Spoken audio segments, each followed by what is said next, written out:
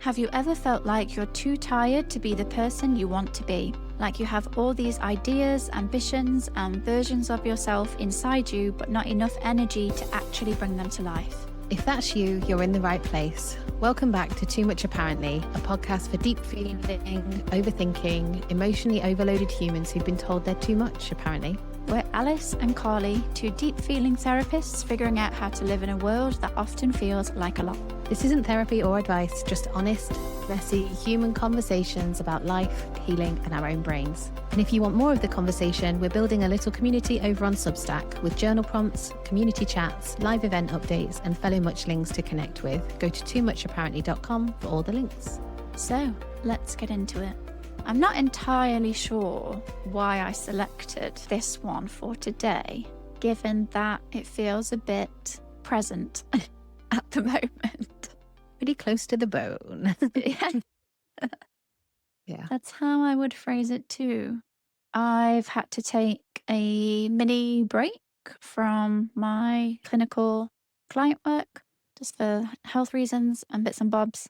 And so, yeah, it feels really close to me because I'm very much currently sitting with difficult feelings around who I want to be and kind of who I know that I am, but I can't be that. I kind of feel like this episode is a bit like knowing you're not living up to your potential, not in a way that it's your fault because of things outside of your control, but in a way, well, for me, that feels almost worse because they're not in my control. I can't do anything about it.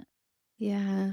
When you said my potential, and I'm saying this about me, not you, because I have this similar thing of like, oh, I've got all this potential. And when I was younger, and still now, people would say to me all the time, you've got so much potential. And I think that made me feel quite important and special. And, I guess it's part of what I was praised for. But I think I can beat myself up sometimes because I'm not reaching my potential. But just hearing you put it the way you did, I was like, that isn't my potential. That's somebody else's idea of my potential when they discount the struggles that I have with energy, which I have had all of my life. Mm-hmm. So yeah, super uncomfortable because I like to be in denial about my capacity. And so as we record this is my last working day before I have a week off, which I normally like to take a break every 6 weeks, but at the moment I'm working kind of in 8-week blocks. So I'm more tired than I would normally be. And I am attending a group therapy workshop to try and catch up on some of the hours that I've got to do for my master's for Thursday and Friday. So it also kind of feels like my week off isn't actually even a week off because half of it's taken up with this intense emotional work that I know it will be because that's what this group therapy is like. So yeah, I'm also super tired. And so I guess sitting with that discomfort of what do I actually have the capacity for? Mm-hmm. It feels really hard. And I sit with clients struggling with this all the time and it is really hard. Yeah, I see lots of people in my work struggling with this as well. And one of the reasons I think that lots of people actually relate to this who are in, a lot of people don't really like the terms, but gifted or like exceptional communities. I wouldn't class myself as that, although there are certain definitions that would. However, there seems to be this common theme that if as a younger person, you are someone who is seen to have lots of potential or be really intelligent or be really creative or be really emotionally switched on, when there's something about you as a child that just seems above, I don't know how to explain it, that just seems like you're advanced in certain areas. Some people think giftedness is just about kind of like academic intelligence, and it isn't. So if you're someone who's seen as being above their age and therefore great things are kind of expected of you, because gifted, exceptional people can actually tend to fall on the more sensitive side of things. They're just brought up with this belief that they're going to be super successful or have these big careers, that lots of things are expected of them. And that is such a difficult notion and such a shattering of a person's self-image when they then find themselves in therapy, like unable to just hold down a job even. or a job that they're doing is maybe seen as menial and people can't understand it when they expected kind of greatness and big things. You can see it quite a lot in those kinds of populations and communities. And also, I work a lot with chronic illness and chronically ill myself. You see it a lot in neurodivergent communities. When you are someone who just lives with various challenges that take a lot from you, it does massively affects what you can do, what you can achieve, what your capacity is. And I think that's why for me, achieving your potential doesn't feel external to me. I don't feel like it was something that was put on me as such.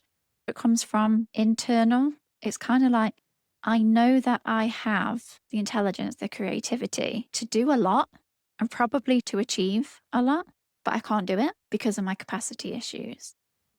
And yeah, I think the reason when we came into this episode why I was a bit like, oh, why did I choose this episode title for today?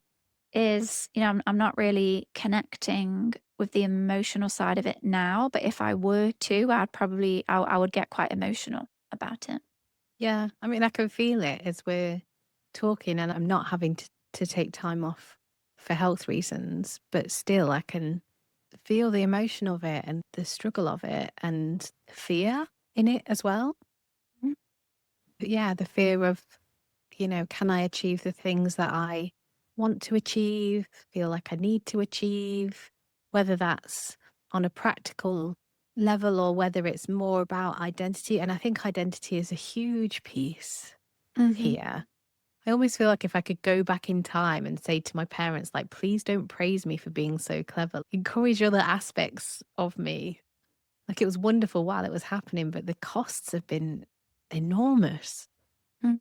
Mm. Yeah, yeah. Then as an adult, and especially, I mean, you mentioned that you feel like you have lived your life tired for most of your life. Yeah, I just always feel like I've had less energy. Other people can keep going when I need to stop. When we would go on school residential trips that often involved lots of walking in the countryside, I would always be back of the line and Mm. tired and like, oh, when is this over? And it wasn't laziness. It was like I didn't have that physical energy. And I still don't have a lot of energy. I said before, like my husband does most of the housework, he does most of the cooking, he does most of the childcare. And as a woman, that feels intensely uncomfortable to say. I'm just imagining all these women listening and being like, oh my God, don't you clean your house? Don't you? Whatever. But yeah, I suppose it feels like there's another status thing there. And I think there is. I think there's a bonding thing for wives and mothers around, oh, useless men, they don't do anything. And I'm just sat there like, I don't know. Sometimes I'm okay with it because I feel like my personality is one that, like, I am really drawn to slow living, not because I need to, but because that is my pace. I've Mm. said several times before, like as a kid, I would be a bookworm and sitting quietly with a book, love it. So in some ways, it's okay. But I think do you know what I think it is? I think one particular part of it is the clash of autistic flow state and really being in this place of like, yes, I can do this, or like the ADHD creativity of like, yeah, all these ideas and or just really wanting to be deep into something and having to tear myself away because if I don't get I mean, really, if I don't get 9 hours of sleep, I am tired. If I get less than 8 hours sleep, I want to cry when I wake up. Same. Yeah. It's horrible. Yeah. It's so horrible. So I've been watching Love Island all summer and because it finished last night, I'm now like, brilliant. I can go back to going to bed at 9 o'clock because it's on 9 till 10.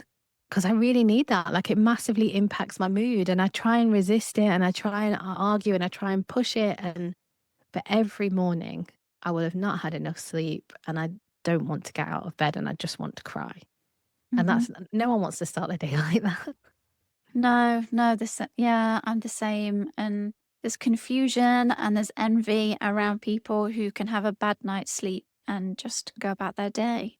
They're tired, but they go about their day. They get a good night's sleep the next night and everything's fine. But yeah, for some of us, that's just not the case. I think when you wake up not feeling refreshed after a 12-hour sleep, then having 7.5 hours sleep is a big deal. Mm. And same, I wake up with a, oh my gosh, how am I gonna cope? How am I gonna get through the day? Which then just sounds a bit mad when you consider some people would consider 7.5 hours sleep like a luxury. I always think there's when people say to me they've had 7 hours sleep and that's enough, I'm like, no, no, no. I'm sure I saw some research not even that long ago that actually women need, like, the 8 hour sleep thing is men and women actually need nine. Ah, right, yeah. So yeah, or maybe even 10. Mm, yeah. Well, what is it like when you have the desire to do things, but you don't have the capacity to do the things? I feel like I should have a more articulate answer than just horrible. No? It's horrible. Yeah, well, that can be the answer. I think it very quickly gets tangled up in laziness, Mhm. even though I fundamentally do not believe in laziness. Mm. And I'm sure we've mentioned this before, but I'll mention it again. There's a really good article by Devon Price about why laziness isn't a thing. If you've never heard anyone say that before.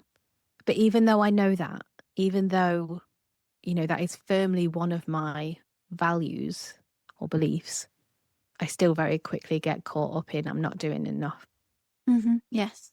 which Yeah. compounds the horribleness. Yeah, absolutely. Because it's not just a neutral statement, is it? It's not just a case of what is it like when you want to do things but can't do the things. I don't know that we see it as then can't. There's almost a voice in our head that says "Mm," or won't, or like you say, like brings in the idea of laziness, or I'm just kidding myself, or I just need to get on with it, or other people do it. So you just need to get on with it, or this is just in your head. Like there's so many different things that someone might say to themselves to ultimately dismiss that fact. And I think that's why it is horrible because it's not just a neutral factual statement, it's one that is going to connect to people's stories about what it means that they're not able to do the things that they want to do, want to be able to do, want to achieve, regardless of what that thing is. Yeah. And it's making me think about grief work and the having to give up on what you can't do. And it's also making me think about self care, but not in the cookie cutter, this is what works for everybody kind of way, but really being curious and experimenting with specifically what works for you. So, like the getting enough sleep thing can still be an issue for me, like I just said, but I feel like I've made a lot of progress in it. So, revenge, bedtime, procrastination used to be a huge problem for me. So things like working through things like that, like why am I refusing to get enough sleep? And, for me in the past, it was really that didn't feel like I had enough time for me in my day or in my life. So I would steal it from myself by staying up late and getting time to myself late at night. Hmm. Um, so there's that piece. So that, yeah, so there's the grief piece. There's the what can I do to change it piece. And then I was just thinking about all these things that we want to do. What do we think they're going to give us? And will they actually give us that? Or is there something else that might give us those things that doesn't require the same levels of effort? And I don't think it's like an either or for any of those three. I imagine that for most people, it's going to be a combination of the three for different things. Mm. Yeah, I can see the answers to that kind of being like yes and no. Mm. Some of that is going to be imagined things that we think will give us this thing that actually maybe it won't at all. We just think it will. Hmm. And then there are other things where if we were able to do that, it genuinely would have a meaningful impact on our life. I'm just thinking for an example, a person who is quite lonely and isolated, who wants to be the sort of person that can go out and see friends socially, but their body can't let them, their body needs to stay home. Mm. And that might be an example where actually, yeah, that desire would make a meaningful impact to your life. Like, of course, you're going to want that, you're allowed to want. Mm. And then I can also see situations where we might have certain ideas in our head. Let's take one of my desires to write a book, for example. There's nothing wrong with wanting to write a book. Like, if I want to write a book and I really wanted to, could I find a way to make that work? But is that something that I actually want and would make a meaningful impact and difference on my life? Or is it something that I think that I want because I think it will give me XYZ, for Yeah. example? so that they feel like good questions to ask yourself because they might reveal some things that maybe we're holding on to that we don't need to hold on to anymore. But it can also highlight the things that actually are important and do matter and would make a difference if we could have more of that. Or where there is, you mentioned the word grief, where there's grief. What if we genuinely can't have more of that thing? Yeah. Yeah. And maybe it's grief and or acceptance as well. What I'm partly thinking about for me is it would be great if I was not so tired and I could see more clients. That would Hmm. be great for me. That would have a really positive impact on my life. But I cannot. Hmm. I cannot. And I think there are absolutely situations where there are like practical difficulties. Like if you can't work at all, that is going to have a significant financial impact on your life. There are going to be financial things that are not available to you because you can't earn the money. Hmm. And that is hard. And so there's grief in that, letting go of who you could be if you could earn money. There's going to be acceptance as part of that grieving. Yeah, I guess it feels like there's just something about exploring what options there are for each thing. Mm. I think that the thing with this episode is it feels a bit, there's part of me that can really quickly go into despair about it. Yeah, I feel a little bit like I'm kind of tiptoeing around the subject, like, oh, how can I talk about this meaningfully and in a way that maybe some people really need to hear or connect with or not feel alone with, whilst also recognizing that, oh, yeah, this is a bit tricky and challenging and touches on some really, yeah, raw, like despairing, kind of difficult parts.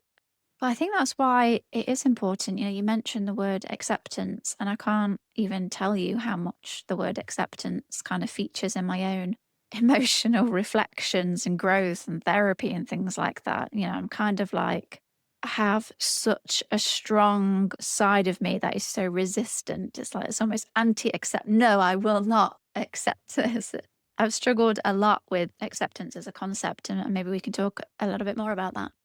But I sort of think, yeah, there's a way we can talk about it that kind of honors. I mean, earlier when I asked you that question, you just said horrible. Like it does just feel horrible. And, there's part of me that kind of wants to be able to bring in like hope, bring in hopeful aspects. And sometimes you also just need to acknowledge, yeah, this does just feel horrible. Yeah. I think to go back a little bit to the acceptance bit, I think sometimes I say, uh, don't get me wrong, absolutely 100% also have resistance to acceptance sometimes. But maybe there's different kinds of acceptance. I think sometimes when people hear acceptance, they hear, I'm okay with it. Whereas what I mean is, I am agreeing that the situation is what it is. So there are Yes. absolutely times where I refuse to accept something. I don't know if I know it internally or not. I guess there will be times where I know it and other times where I don't know it, where what I'm essentially doing is arguing that the facts are not the facts. Mm, yeah. Um, and I think when you said about, the part that was like so resistant to acceptance, what popped into my head is like anti-grief is like, I'm not willing for this to be true. I'm not willing to accept this. I'm not willing to go there with what this is going to mean for me. Yeah. And I could, of course, we can't, grief is a process. And some of the things that we have to let go of are things that we so desperately want and so desperately want to believe that we can do. And yeah, changing your identity is so hard. Oh, yeah, gosh. Yeah. So you mentioned there about grief, acceptance, changing of identity. And I think identity is really key in this because if you have grown up with certain beliefs about yourself, certain wants, certain desires, things on your bucket list, things that you expected yourself to do, to see, to experience, to achieve, when you then can't do that or be that person, I think it becomes a real threat to your identity and sense of self because we kind of define, rightly or wrongly, sometimes we define ourselves in terms of what we do. So I don't know, you meet someone and probably one of the first few questions is, oh, so what do you do? Meaning, what do you do for your work as a key indicator of who you are? so much emphasis is placed on who we are is what we do, Yeah. which isn't true, but that tends to be how society kind of functions. I would argue who we are is how we are in the world, but we place a lot of emphasis on what we do as to who we are. So if we struggle to do the doing, what does that mean about us? And this is where I think grief and confusion and depression can come into play. One of the things I wanted to mention is there's lots of different ways to think about identity and to think about the self. But one popular theory is called Rogers' theory on the self, which splits the self into three components. So there's our real self, which is our real self, kind of right, who we are in our current daily lived experience. Our self concept is then how we see and understand ourselves. So that links more with our self esteem. So there's who we are, how we see and feel about who we are. And then there's the ideal self, which is who we want to be. Okay. And sometimes I'll do this with clients where we'll look at those different columns and actually write out how we see and feel about ourselves, who we feel we are today, and who we want to be or who we wish that we could be. And the theory suggests that when those three things align, when there's congruence between the three things, that's when we feel like our more authentic self. We have a stronger sense of identity and we're more likely to have positive mental health outcomes.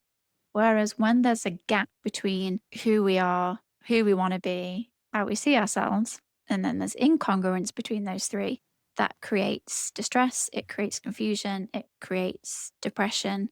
And I actually remember when I was training to be a therapist, and this is just something a lecturer said. I don't actually know if there's an evidence basis for this statement. So just to make you aware of that. But one of my lecturers once claimed that one of the main causes of depression is that incongruence between who you think you are and who you want to be. So that just feels so important for what we're talking about now in terms of who we see ourselves as we are and who we see ourselves like who we know we could be, who we believe that we could be.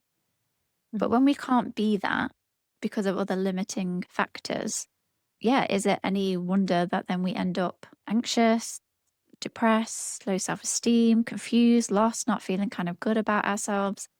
And where I see this fitting for me and where the not wanting to accept part comes in is I think I just continually keep trying to get back to my ideal self, the person I know I could be. So I'll go through a period of burnout, of having to withdraw away, of having to not do much. But my focus for recovery is so that then I can be the person I know I can be. But then, So even in recovery, there's still the striving. yeah, it's almost I need to recover so that I can then get back to be the person that I want to be and do the things that I want to do. And it's almost like there is a part of me believes that there is some answer out there, that there is some solution, that if I could just find a better way of working, a better way of organizing my time, a way to earn more, but also work less, or a way to do this or a way to do that, that somewhere there is this solution that if I just employ that solution, then I can be the person that I know I can be. Yeah, I'm kind of in the stage of brewing some content at the moment. I've not written it yet, but I can feel it brewing. And one of the things is there is no magic answer. Partly when you were talking, I was thinking about, well, of course we base so much on what we do because we live in a capitalist society. So Mm-hmm. society is geared up in so many ways, both on a conscious level and an unconscious level, to value what we do and not much else really. Yeah, but again, I think we're constantly sold this idea that if we buy this thing or try this thing or do this routine or that routine or the other routine or do weird shaking to get rid of your trauma or, whatever, screaming or, yeah, that there's some magic fix that will just make you feel wonderful. And I kind of feel like I'm sat on the edge of society a bit at the moment. Like this has been going on for years now, but like watching really capable women, and it tends to be it does tend to be women burning out and burning out and burning out and burning out. And sometimes there's a real tension for me when I'm working because I feel like, well, these people are paying me to help them get better. And I am doing things to help them get better. And I can't do anything about the society that we live in that is burning people out at a faster and faster rate. And I almost do, like I can feel my hands want to push the words back into my mouth and be like, don't say this. And of course it comes from a despairing part of me, and that isn't all of me. But I just feel, yeah, like there's a louder and louder and louder alarm in me that's like there is something really wrong with our society and it has to stop and it has to change Hmm. because this just is not working. Yeah. Yeah. I mean, Cheery. Sorry, that's I agree. I agree with kind of everything that you've said. Sometimes though that's part of the work, isn't it? Because just relating what you said back to me saying that there's still a part of me that sometimes just believes that there is a solution out there. That's the part of me that can't quite reach acceptance yet. Whereas there are other parts of me that knows that there isn't one. And actually, like you were saying, there's a part of me that gets increasingly frustrated at the amount of people on social media selling fixes, yeah. especially take this course to rewire your nervous system, take Mhm. this course to move trauma from out of your body. And there's just like so many courses that make, I don't know how anyone has the gall to make like such massive proclamations about what their thing's going to do for someone. And I don't know how you dare. Oh, it's just so much bigger than that. It's so much more bigger. I actually But get excited sometimes. Sorry, I know you're kind of mid flow, but yeah, with AI and everyone's like, AI is going to take over therapy. Sometimes I'm like, maybe AI is going to speed up people's realization that there isn't a quick fix and that they do need something more than AI organizing your thoughts or whatever. And that actually the real work is deep relational work, yeah, because that's what I come back to over and over again. The answer is deep relational work that helps you reconnect with who you really are and helps you live that in, out and about in the world. And that, again, I'm positioning that as the answer. Obviously it's more complicated than that. Obviously, I guess like what I'm holding as part of that is relational work has so many aspects to it, and part of it So is join letting mine go. analysis course Yeah, on 6 week. 6 week course to fully connect with your deep self, selling now for only £10,000. You will be transformed by the end of it. People would buy it. People would buy it, I'm telling you. I just feel like we have to move away from this idea that there is an answer. Oh, that's what I was gonna say. It's like, so I know I have made movement with it because in the past I used to get sick and sick and sick and sick. And now I don't get sick all the time anymore. Mm, So I know I'm shifting out of it. But yeah, there's still more to do. And it has meant giving up on things. And that has been hard. yes. Yeah, I don't think it's that there aren't things that we can learn about or do for ourselves that can make the cycles less often or less severe. But if you are someone who is more sensitive, depending on your neurotype, if you live with chronic illness, sometimes we can get into the state of how can I stop finding myself here rather Mm. than actually maybe we will keep finding ourselves here, and that is where there are things that we might be able to do and learn that, yes, can make them happen less often, or the symptoms or intensity, could be less, or like you gave the example of like getting physically sick less often. And then also you've got to keep bringing it back to grief and acceptance. But I think that they're really hard to do when having limited capacity can mean we just end up feeling inadequate. And when our culture promotes productivity, busyness, ambition, success as kind of the pinnacle of what we should all be doing, we often find ourselves comparing our output against that standard. And I agree with what you were saying before about our society making people sick. I think it makes non chronically ill people sick. I think it makes neurotypical people sick. I think, yeah, everyone is impacted and can suffer by how things are set up. But for some of us, the impact can just be so great. And obviously, you and I are now talking about this from a position that some would say is privileged in the sense that, okay, we talk about needing to have regular time off and periods of burnout and things like that. And yet, other people will see us as being capable of doing a lot more than what other people are maybe able to do. But there's just something about continuing with this idea that we should be able to do more.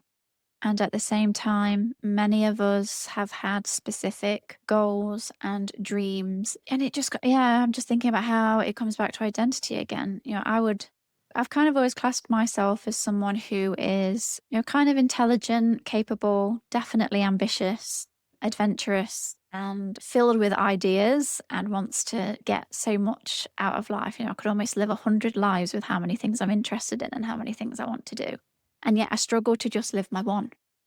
I don't really even know what it is that I'm trying to say here, except it is then very hard when you're not doing those things to kind of not internalize that about that saying something about you. Yeah. So what came up for me there is I think part of the process for me is I have a rebellious part that is like, I'm not going to do what you expect of me. I'm not going to be Superwoman. I'm not going to be this high flying, mega achieving. No, I've got my one wild and precious life and I'm going to spend it lying in the long grass. I don't have the same. I was listening to something the other day and someone was saying, like, oh, I couldn't just spend all day lying around. And I was like, I can. Yeah. I can quite happily lie in bed and just, yeah, read my book or watch a TV show or whatever. It feels like there's a rebellious and quite it feels like community driven part. Not that I'm driving any communities with it, but in that maybe I'll be a different kind of woman then. Maybe I'll be a different kind of, yeah, I don't know. I don't know if I was going to say hero, which feels a bit self-important, but yeah, just maybe I'll live a different kind of life. As I'm saying it, I can hear I'm not letting go of the being important or being special piece that I think is perhaps behind a lot of the striving. Mm. But maybe there's different ways to go about it. And it's not just that, there is more, about having read about what people regret on their deathbed, for example. It's not about, oh, I wish I spent more time at work. I wish I'd achieved more of X, Y, and Z. It's usually, I wish I'd had better relationships with my family. I wish I'd spent more times with my children. So they're the things that I try and invest in. Mm. But there's no avoiding the grief, I guess, is almost the thing that I want people to go away from this episode with, even if it annoys the hell out of them. Yeah. As it does me. Yeah. Yes. Yeah. Well, that sounded a bit like coming back to some sort of acceptance then. So before you were talking about, you mentioned acceptance and you said something along the lines of accepting can be seen as giving up, giving in. People can see it as resignation or like approval or, oh, I accept this. I am okay with this situation. Yeah. I like this situation. Or it means I've decided nothing can ever improve and this is it. I think that is where the resistance to acceptance can come from because what we believe that kind of what acceptance is. Yeah. Whereas if we were able to think about acceptance as this is the capacity that I have today, whether or not I believe I should have more, that this is what I'm working with today. Yeah. Because the problem is, if we don't work towards acceptance, I'm saying work towards because I think saying we need to accept this. I do think that's quite a tall order. Whereas I think if we can say I'm working towards acceptance, maybe feels a bit more attainable.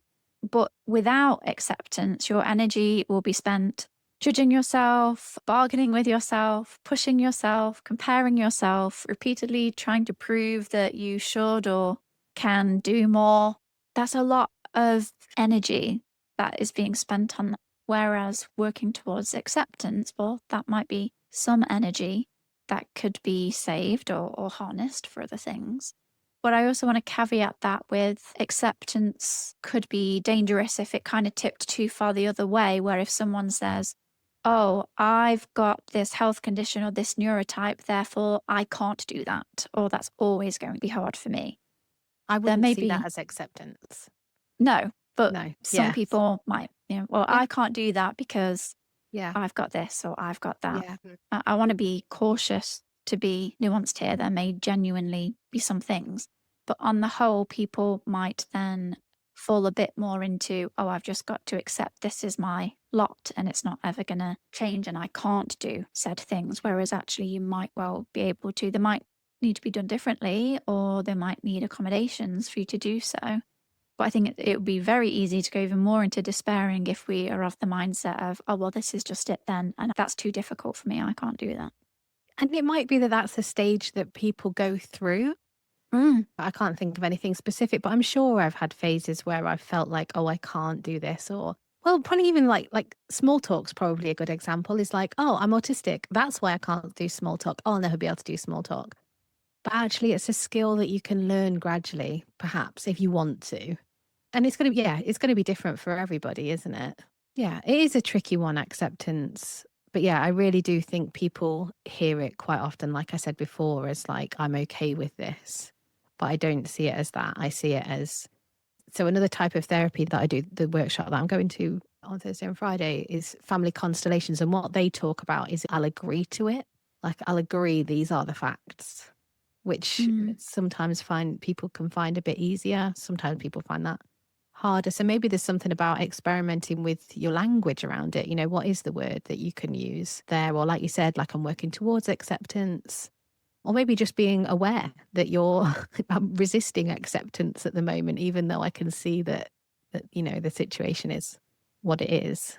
And I guess then there is that in that phase, you can be curious about what is it costing you to not accept it, and what is it protecting you from to not accept it, and all those kinds of things. Mm-hmm.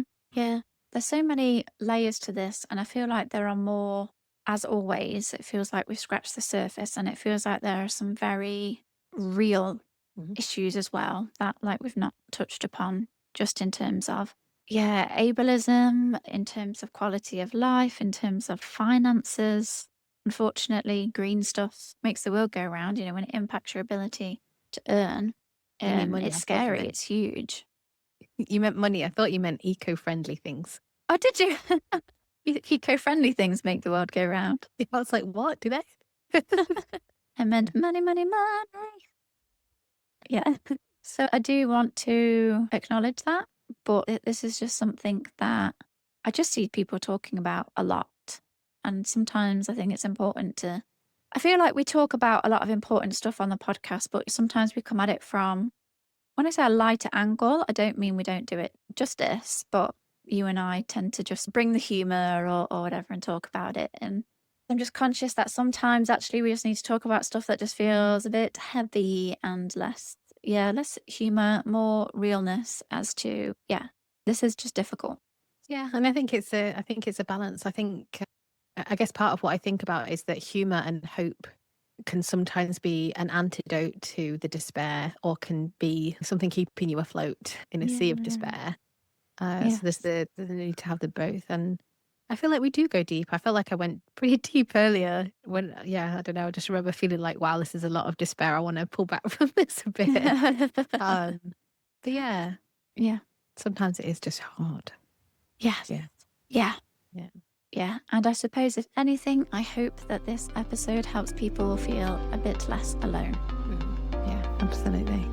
If you've ever felt like you're too tired to be the person you want to be, like you've made ambitious plans from the sofa, imagined 17 different careers, and then needed to lie down after answering 2 emails, maybe that's not a sign you need more discipline, motivation, or positive thinking. Maybe it's a sign that your desires are bigger than your current capacity, and you're grieving the distance between the life you imagined and the energy you actually have.